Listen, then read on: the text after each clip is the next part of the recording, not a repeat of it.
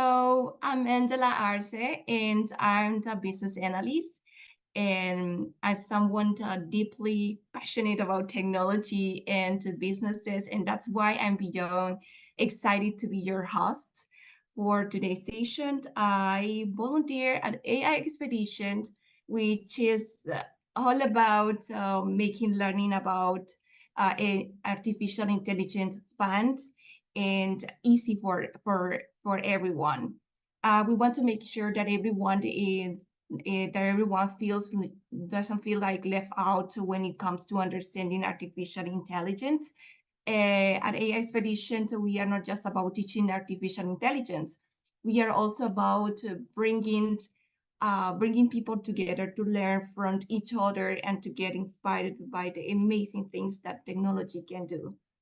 I'm proud to be part of this organization and to help to make AI more accessible for everyone.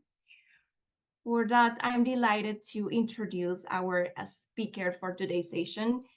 Joining us all the way from my beautiful country, Bolivia. She's from Bolivia. Also, she's from the capital of Bolivia, Sucre. Woo! And I'm so happy to introduce to Lesly Zerna. She is a telecommunication engineer. She holds a master degree in computers science and engineering, and works as a curriculum developer at DeepLearning.ai. Additionally, she mentors at startup weekends and hackathons, and holds the title of Google Developer Expert in machine learning. Her primary interest revolve around technology, education, and startup. So let's give a warm virtual welcome to Lesly Zerna. Hello, I'm super excited to be here and be part of this learning session. I think on the introduction, you already mentioned different things about about me, and also I'm super happy to ask questions about me and the same presentation. I'm going to actually share my screen. Oops, can I please have? Yes. No. Okay, there we go. Thank you. Yeah, so a big warm hug from the south, from Bolivia. I'm in La Paz right now, which is a bit cold, and I've been working in technology like 10 years. So thank you again for the invitation. I'm super happy to have the opportunity to share with you one of my favorite topics on AI and machine learning. I'm currently working as curriculum developer for DeepLearning.ai. Let me know if you ever taken one of the courses. I'm currently working with the project with short courses. Everything is mostly related to generative AI and different applications we can do, and is super excited to keep learning on that. And as it was mentioned in my introduction, I'm also part of the global network from Google Developer Expert in the field of AI and machine learning, which is super exciting to get to know other professionals and people that are actually getting to understand, or help building what is AI for our near future. So cool. And if you want to learn more about my job or my ideas, what I'm sharing, feel free to follow me on social media. I'm as Lesly Zerna. Sandra is my middle name, so I just kept for all social media on there. So cool, let's get started. I have a quite not long, but I have a kind of concise presentation that I want to share with you. And as Maria mentioned, Angela, sorry, mentioned, if you have any question at any point, please feel free to raise your hand, to write your question in the chat. I'll try to address it in that moment, or we can leave it for the last. But it's important that I can have also your participation. That's gonna be really cool. So what we're going to see today is related to deep learning. That's why we need short introduction and also understand how artificial neural networks work and how to get started with this technology. I would really like to know a little bit of your background. I would like you can share on the chat if you are already in the technology programming field, if you are coming from a different field of technology, because I'm sharing some tools that don't, well, some don't need coding, some yeah, but it's really cool to get to understand what is your background as well. So it will be really nice. You can share that on the chat if you are working on tech or not. That's it. And then we are focusing on what are, oh Josh, cool, from tech, cool. Some applications, deep learning applications. And also I'm going to give a short introduction about what this deep learning is taking us further, which are the large language models and some large language models application. But our main focus will be in the two main points, introduction to deep learning and the application. So we can also have some time to share experiences and to also make questions, right? Cool. So thank you. Oh, project management, robotics, cool. Oh, great. We have a great audience today. So let's get started. For first, on introduction to deep learning, something important to recall is this kind of networks and this kind of, connections from one layer to other, and these rounded neurons that are called. And we are going to see what does it mean, how does it work, and why that we are having today these AI-powered applications such as voice recognition and even chatbots with large language models and so on are focused on this part for the oh cool healthcare are based on this deep learning. But to get started, we need to remember an important concept, main concept of machine learning, because deep learning is part of this. And that's this. On machine learning, we already know, we should know that we are trying to build this software of these programs already able to learn to do something, to do some task without being explicitly programmed, right? So if you go back to the very first concepts of machine learning and more, you will find these three main concepts that I want you to remember through all the conversation. We need to focus that for training a model, machine learning model, or now focus on deep learning, we need data, we need task, and we need the performance. Data, because this is gonna be the base of the knowledge that we want the model to be trained on. And task, because this model, this training needs to do something specific, right? A task to classify cat images, for example. Oh, okay. And we're gonna see what kind of different tasks there are also in machine learning. And performance, that's very important, because if we want to train a model to recognize cats, image of cats, or videos with cats, we actually need to, after training, to kind of evaluate, is this model recognizing as it should be? Is it working properly? Not? What's happening if it's not working properly? How can I improve it? Because remember, the idea is that this software, this program, this computer, this machine, how you want to call it, needs to actually do that task kind of without all these programming explicitly step by step, right? So I want you to remember through this conversation, when we are talking about machine learning and deep learning, that we need data, we need the task, and we also need to check on the performance. With that, we can now try to see and understand what a neural network is.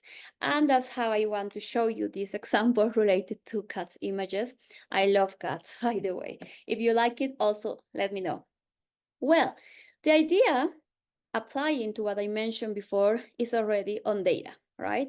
So we have data here. We have many images of cats. We have many images of dogs. And now we have to think about the task. On the task, we are clearly seeing here that we are doing a task of classification.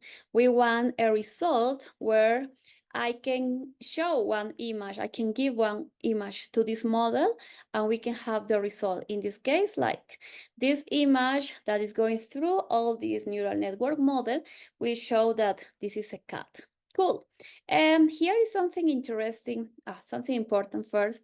We need to recall that this sort of task and model training is actually part of machine learning, right? And in machine learning, we also need to remember that there is the supervised learning and unsupervised learning. We're gonna focus mostly in the supervised learning, which is actually having this data set where we have the labels. That's why here is also remarking we have the labeled photos, because this model, this neural network, is going to be trained with this different image, but it needs to know what is this image about.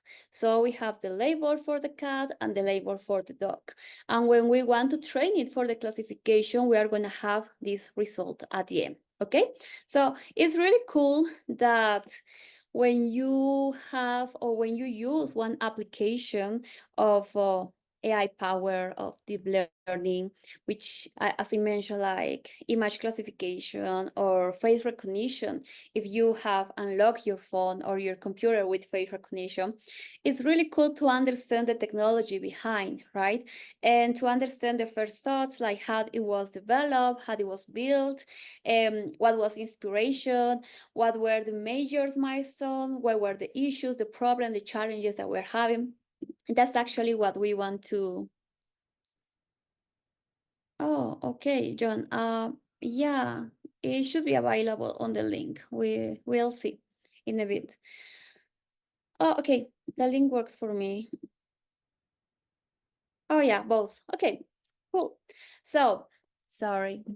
So what I was saying is actually like, it's so cool to understand the technology behind. And I think that has been one of my inspiration to get started on technology. I studied telecommunications engineering in Bolivia, and I was really curious how internet connection worked, and also how we can have television, and how the radio is working, and you can transmit for long distances information. And yeah, so I think when I start discovering how it works, and study engineering, I just find out the point that we have math, coding, mostly math, I think, behind. And it's really cool that how we have room for improvement, for keeping searching a lot of many other applications. So with what I mentioned before, just try to recall here, like artificial neural network, in this case, is going to be trained with data again, right? Data, this is our knowledge base. And we have to define a task. Here, the task is related to the classification. We are classifying between these two images, what is if it's a cat or if it's a dog. And also the performance. Yeah, of course. After a training session, we're gonna see both sides when it's trained and when it's used. We need to make sure this model has trained the best it can to classify these images. And as you can see in this animation, it's like some connections are like stronger, going to the others, or more visible in this case, and figuring out that this image that I'm showing the model is actually a cat. And for the performance here, you can think about like, okay, I trained the model with 1,000 images of cats. And now I want to use this trained model, and I'm going to show this model another images. If I have 10 images of cats and it says 8 out of 10 are cats, so we can actually understand what was the relation of good results and not good results, right? So That's the main idea. But going back a little bit to the introduction, it's really important to also understand where is every one of these fields of interest. Like, for example, we have like artificial intelligence as the big field of study, and it has different spots where we are doing different things. But if we are thinking specifically in the learning part, we need to think, or we need to focus on what is called machine learning.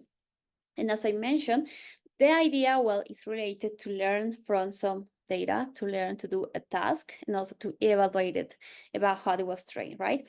And inside machine learning, there are so many techniques, so many different algorithms that some are used for classification task, other are used for regression prediction task, and some are more like preferred when you have a medium size data set or larger size data set and so on.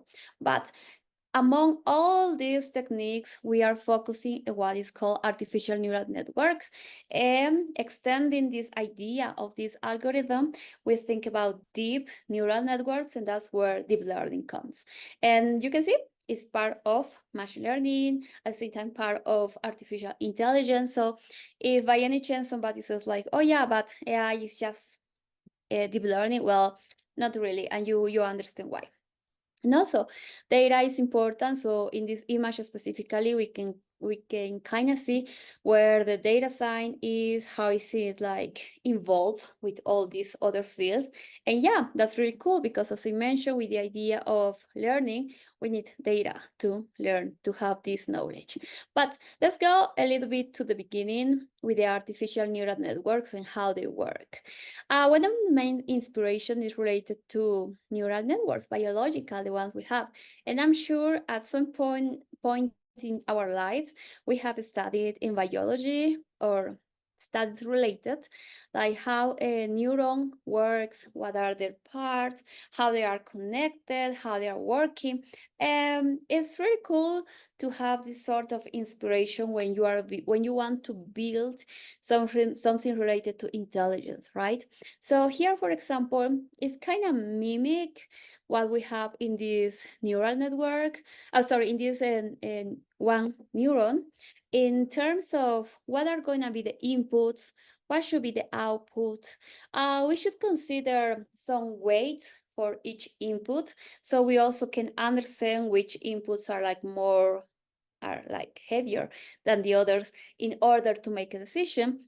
And of course, this core, we also have different mathematical functions and processing behind in order to give us a result. And this is one single neuron. And if we want to expand this idea, we also are going to think about how they are connected with the inputs and outputs in the biological side, but also how is it connected when we are working with artificial neural networks. So if you want to zoom out one of these neurons that you can see either from the yellow, the blue, the green, red, if you want to zoom out one of these neurons, you're going to see something related. Like we have the inputs, we have the weights, we have this processing center, and we're going to give a result. A result that's going to be the input for the other layer that has another amount of neurons, right? Layer is actually related to this group, this set of neurons that we are having. So we can see here, like we have a layer represented with these yellow neurons. And this first layer is gonna be called as the input layer, as expected. That's where we are going to give the data and the information to have this first step that's gonna be to train the model, to let the model understand what are the patterns, what are the sequences and everything, to learn to do the classification in our example on pictures of cats and dogs. So we have also this other layer with one single neuron, as you can see. This is going to be the output layer. And here we are going to have like the final result from all this network that we are building. And of course, we have two more layers, as you can see. One is represented with this kind of light blue neurons and the other with this light green. And these are known as the hidden layers. And of course, we can add many more hidden layers. Each layer will have their own neurons, but each layer is also going to have like a task, a part of the big task, where they are contributing to the next layer, to the next layer, to accomplish the main mission. In this example, we are mentioning the classification. So I want to zoom out a little bit more what is inside this neuron specifically. And as I like to mention to my students, I'm also teaching grad students and undergrad students in technology, in computer science, actually. And it's really cool to mention that all this technology that we have today as application and what is behind is mostly math and coding, as you can see. So we have here the input layer as which is represented with A in this case, from 1 to D, and each input is going to have their own weight, as we mentioned. And now we want to see what's happening in this processing center, right? On one side, we actually are having a summation function. We are adding each product from the input times their weight plus the other input times its weight and so on. So we are having this summation, but this is not enough because we have the second part, which is actually the activation function. This activation function is gonna kind of work as a threshold that is gonna give us the result. That's gonna be the output for this neuron that we can become actually the input for the other neurons and the other layers, right? So this is really cool how this is established, and also to help us understand what is actually happening when we talk about training a neural network. And I'm feeling quite confident that there are people with technical background in terms like to talk with these technical terms and actually to see what's happening while this is training. And that's why we have this representation. So actually, let me see if I can use this. Yeah. What we have in the processing center, like in this core, is these two tasks, right? These both sides. So let's think. We have the inputs, which might be like specific values in this case. And we also know that we have the weight for each input. This is going to the core. We are having the sum, and then we are going through the threshold, and we are going to give an output. What is really happening here? We need to recognize what are the variables. In this case, what is going to change, what is going to be trained, or what's going to be affected in this trained is actually the weight, right? Because you can see we are trying to adjust in some of the weights to also try to find the best points, the best value that's gonna be here, the output. Oh, I didn't mention before, but here, for example, is really cool. It's also important that we have this another value, which is called bias. This is also playing a little bit with the weight, but this value is also interesting to add it. So in order to kind of modify the result, right? So I think this animation is actually showing like we have the inputs, we are just the values, and we are playing with the weights to do all the math behind and threshold and having this kind of result. But also I want to show you a little bit more how this works, but not only with one neuron. Just remember here we have one neuron, but also what happens when we have like a neural network. And I think this website is exciting.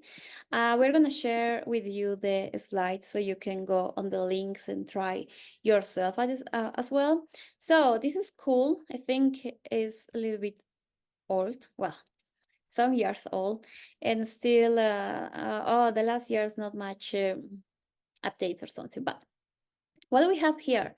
We can play adding some hidden layers. I'm gonna be back to the start. We can define, if you can see here, what is the problem type. In this case, what we call the task.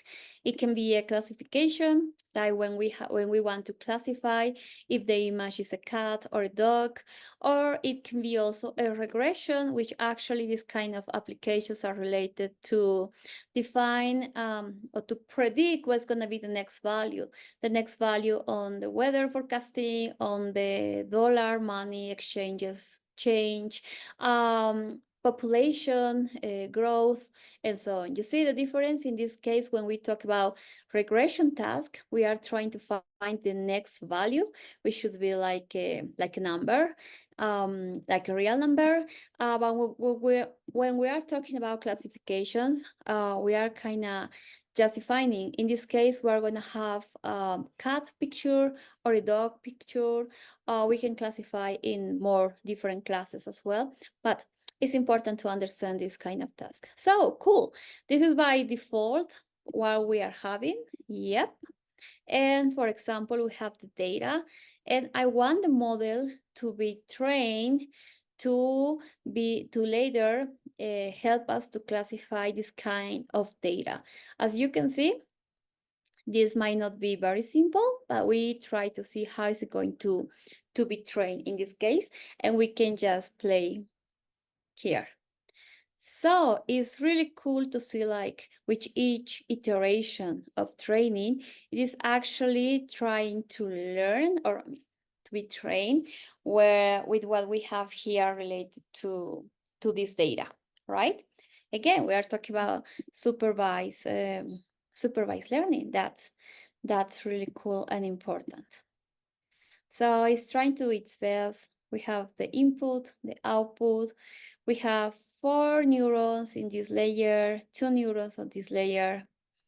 And now we're going to see a little bit more about what's happening with the other terms we have here. But well, okay, stop. Let's try to see with this other example. It's a bit simpler. So let's see how it works with this first configuration. So it's cool. Actually, it is good training for this classification. And if you also pay attention here, we are trying to measure, remember it's important the evaluation, and to measure like how is going to be the loss even in the moment of training or in the testing. The loss is related like how well is working or not. If you see again, I want you to pay attention on this side, on the output. It starts with kind of high loss, and then it goes smaller because now it is trained to classify this kind of data, which is really cool. And something important here is also to recall, like, if you have been learning other machine learning techniques, which one would you use, or which one would be also another chance to have this sort of classification. Actually, when we want to recall like classic techniques of machine learning, and we want to recall these neural networks, we can avoid thinking about linearity, which is very important for the development of neural networks, because on the research and how this has been developed, how can I make it like deeper, because I'm actually adding more layers. You see, I'm having the combination of different functions, which is actually contributing, like, I'm not doing like this sort of linear separation up, down, or like left, right, or something related. But all this combination is helping us with the no linearity. So that's actually giving us good results when we want to train this kind of models, right? So I think that is really cool. Oh yeah, cool. Oh, how this example could work in the real work. Yeah, that's really good point. So when we are having like all this data, and as I mentioned, the main point here is to train a model. So we are actually focusing this first step, so to say. Like I want to train, like I have this data that is related to the cats, for example, and this other data that is related to the dogs. And I want to build this model that's gonna be good at classifying these two types.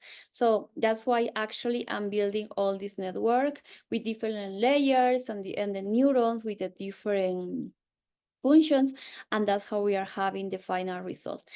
We are going a little bit later on different applications that we're having, but I think this is a really cool website when you can actually kind of see what really happens when we talk about neural networks and what are all these different steps, as you can see here. So cool.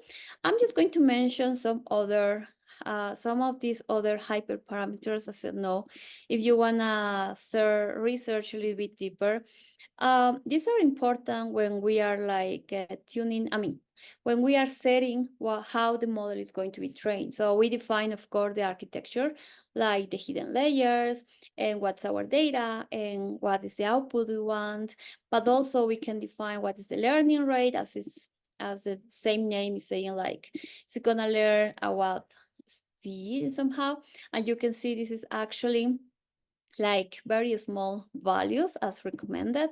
We also have the activation function you may recall from here, which I mentioned is kind of threshold, and here is math. So we have a hyperbolic tangent, ReLU, sigmoid, linear, and some others that there are recommendations which one to use when we're doing which kind of task. Okay, and we have regularization rate, because also we want to avoid that the model is not learning properly, because it can be at some point memorizing what this data is having in terms of patterns. But at the same time, when we want to give this model train new data, it might not give us good results. So we need to be careful on that. That's why there are these other hyperparameters to work on. Yeah, so it's really cool that you can check here how it works, a little bit how to play, and to understand what these other examples we have here and how is it doing the classification, or even the regression. The regression, as I mentioned, like what's going to be the next value. You want to have the next value for population, the next value for some market prediction or something related. Okay, so cool. Let's move on. So you have here, and I was talking about non-linearity, and at the same time, what is in this case machine learning and the other techniques. So I invite you also to see on this comparison, like when we talk about machine learning, and you may have seen before, we are kind of doing some another step, which is related to feature extraction, and we are trying to get, as it mentioned, like the different features that might be important in order to make a classification. Imagine here we also have the images, in this case of a car, and I want to extract some features, for example, number of doors, number of windows, wheels, color, maker, so on. And then going to a neural network, because it is still a technical, machine learning, and to actually have a result, right? It is a car, or it is not a car. In this case, we are also talking about classification. But what's happening with deep learning, what it became popular, and now we have all these sorts of applications. Imagine we have the same kind of data, in this case, images of a car, but actually what I was doing before here kind of manually, I'm doing with the same neural network. And so I have one part that is doing the feature extraction, and also understanding each layer what are the features of these images that later are going to be on the classification, and it's going to give us the result. Again, classification, it is a car or it is not a car. And here you can think about different ways classifications, right? I'm going to mention later, but I found it super interesting when we talk about medical, in the medical field, in health, for example, and you can have images which are exams for diagnosis and so on. You can get the help from this AI neural network model that can help you to classify, and then you can keep checking on this, and then you can give some feedback to this training, make it better. So also to save time, and also to have a bit more of accuracy on the results we're having there, right? So again, related to machine learning, so it's important to understand these differences. How to get started? That's why I was asking if you have a technical background or no. I want to share this tool, which is a teachable machine with google.com, teachable machine that with google.com, which I found is a really interesting website that can help you train a model using, of course, neural networks without coding. So, oh, I don't know, it's in Spanish, sorry. Should be in English. Okay. Yeah. So here is showing what we have in 3 main steps.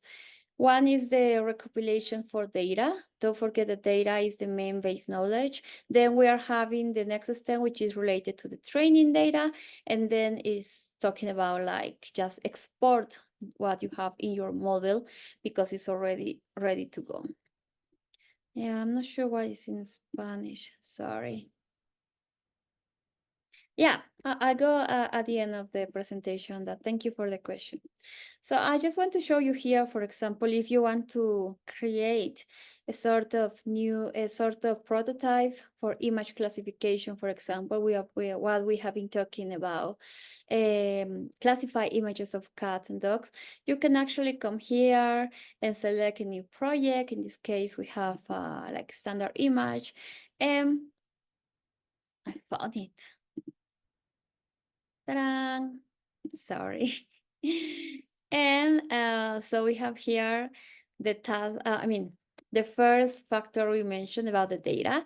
So you can use your webcam, you can upload images to define what's going to be this class. In our example would be like, here we want the cat, and here we want dog. Don't forget it has to be labeled. So I can upload different images of cat.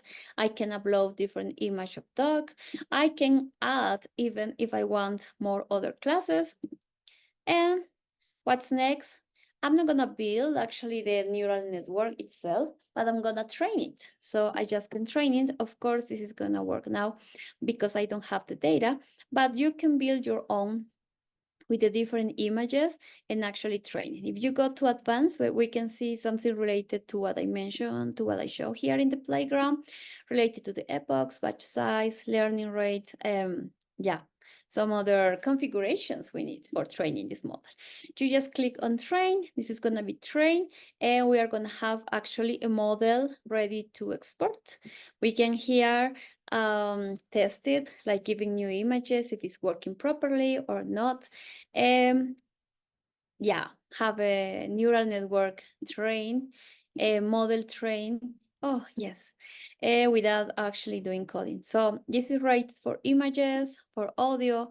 So you can also use your mic or upload some audio, for example, background noise or another type of audio. And here we can work on the you just play on training and you have the model. You can see this is kind of simple, seems to work.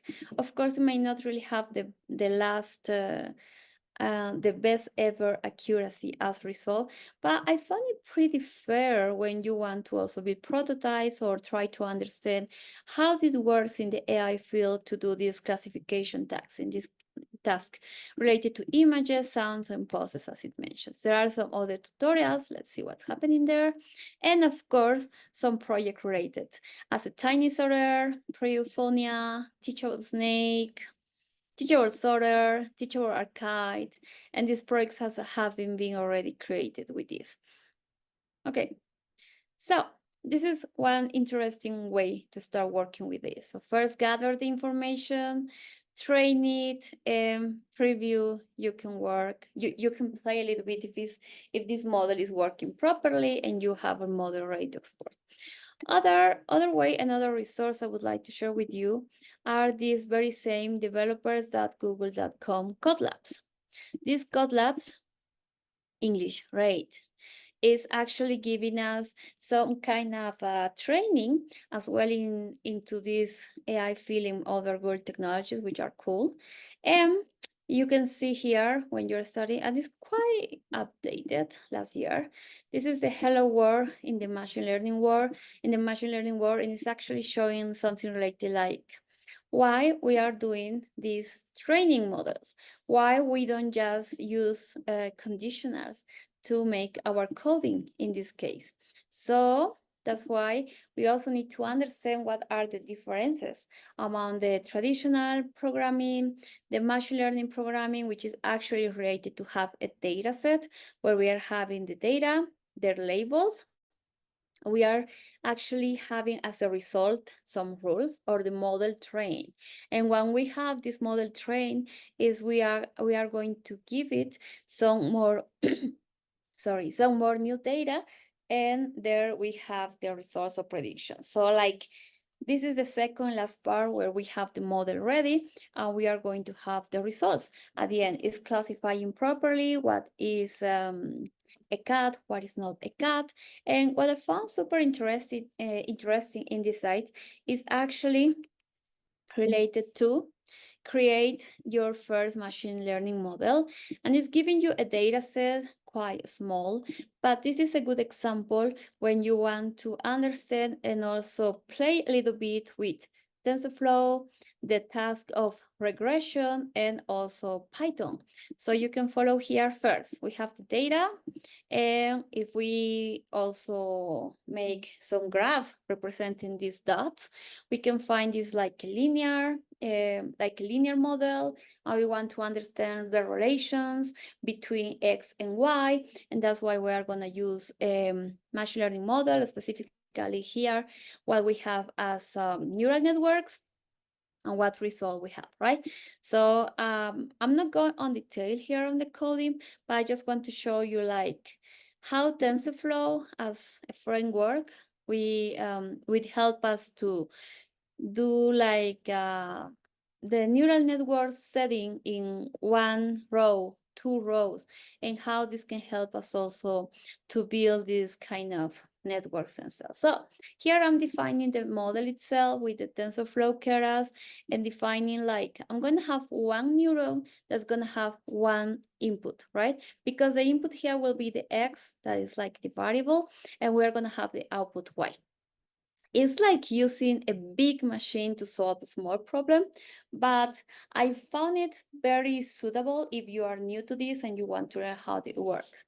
Yeah, because here we're defining the model and we have the model compiled where we are introducing another important hyperparameter such as the optimizer, such as the loss, which actually we don't see it here, for example, or barely see here, but is also part of this building the neural network.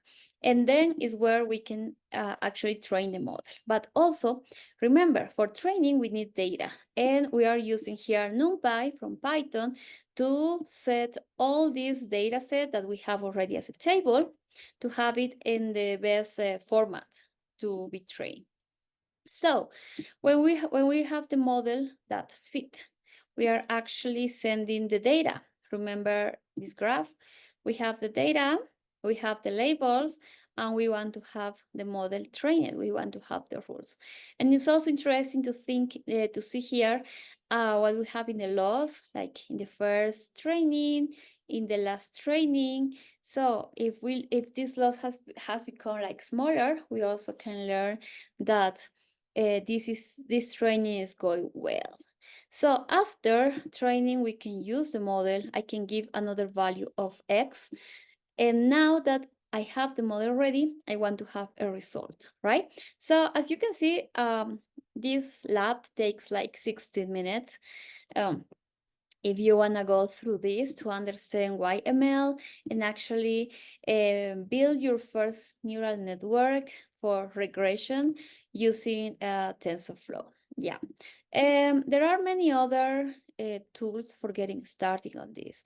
As a Hugging Face, I found it super cool. This is my Oh, this is my profile, right? Because you can also find data sets if you are interested in something specific in a specific file, or also in some specific task. For example, what are data set for video classifications? You can also have the spaces where it's actually kind of AI apps built on the community, and they kind of update every week here on the front page, but later you can find the others. It's really cool because it has this format, so you can interact with what people are building here.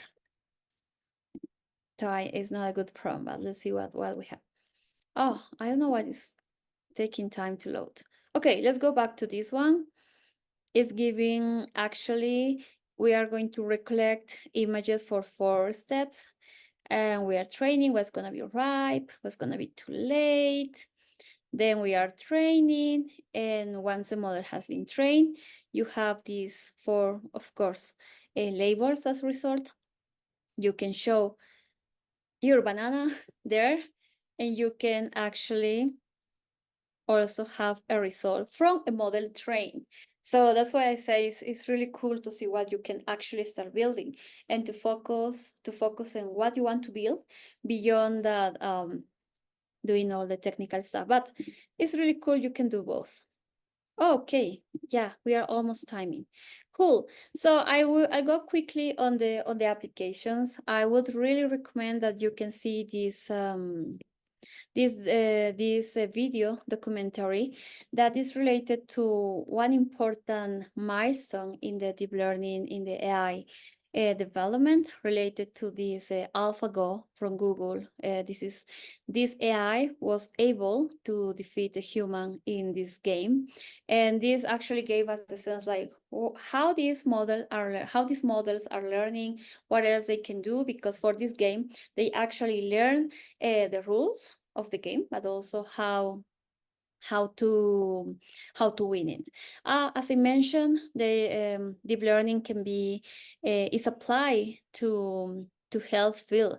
This news is in Spanish. It's related to Bolivia and Huawei, that actually was building this image recognition for the COVID times, where you have this medical image as an input, and is a classifier. It has COVID, it has no COVID.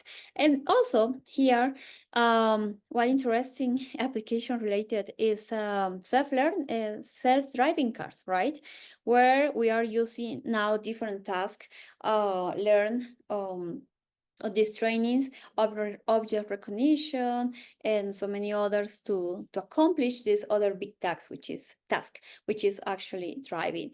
And from there, we can also have many other applications related to translation, which is language, voice recognition, speech to text. We can have more related to chatbots. We can have an image for recognition, not only to see like this is a face or it's not a face, but also related to more other features we can have there, image segmentation. And I think you are having next conversations related on the next webinars related to a specific how in deep learning this neural network, natural language processing work, or this computer vision. Yeah, but of course we have different challenges. I really want to share this because it was mentioned by Angela before, the idea like these resources where you can learn more.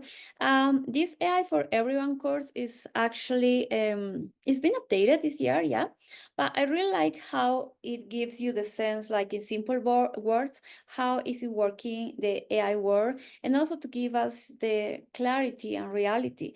For example, here with the self-driving car, what it can do and it cannot do. So it's still a lot of work on that. Yeah, so still many challenges in different applications we can do, but I feel like this gives us a lot of room to work on this, to help on this. I'm just going to finish with, anyway, I'm sharing the slides, but I just want to finish with this trend that is coming also as part of deep learning, which is the generative AI, where we actually then are related to large language models that you may have heard, because if you ever use ChatGPT, for example, or Bar Gemini, you are interacting with one of these applications related to generative AI. Yeah, so sorry. I think I just got to the 5 more minutes. Thank you again for the invitation. I think this topic is really exciting, and there are so many things you can keep learning, and so many other applications you can go on.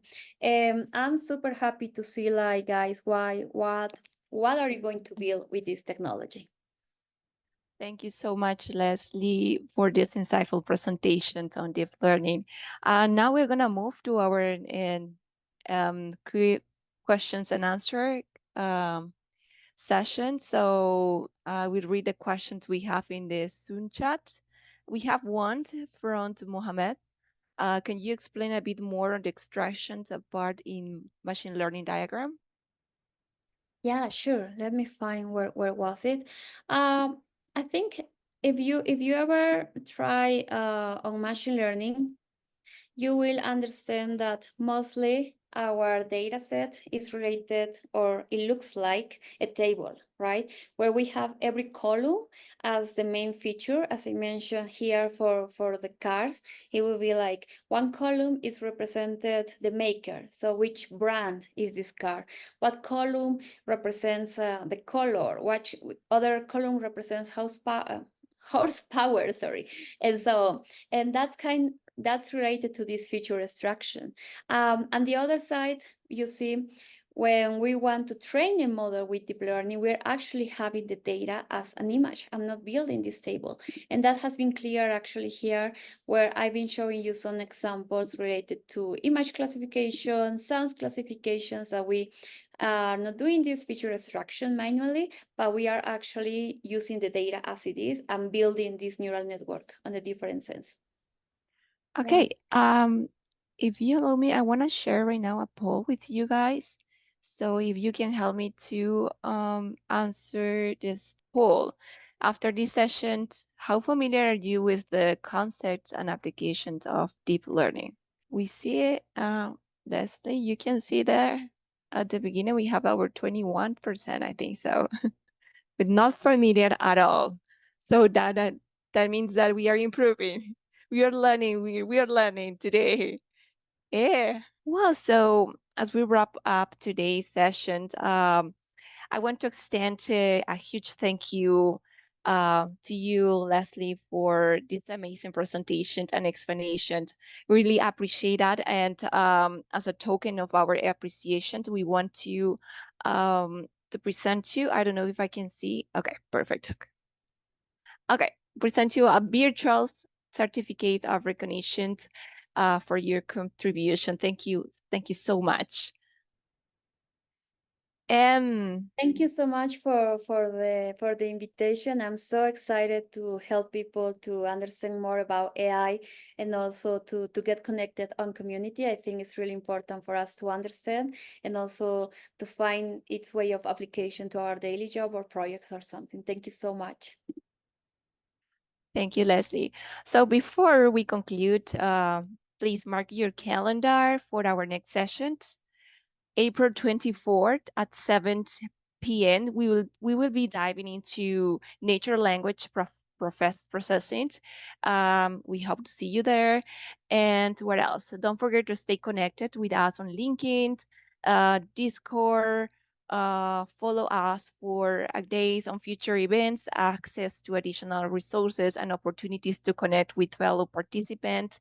And subscribe to our monthly newsletter, and don't forget to complete our quick survey to help us improve this community.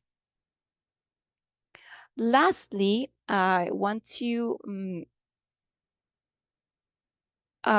say thank you to all of our volunteers who have worked tirelessly behind the scenes and to make this webinar possible. And of course, thank you to all of you, our attendees, for your participation and engagement. Yeah, you are the reason we do what we do. Thank you so much once again for joining us today. Until next time, take care and goodbye.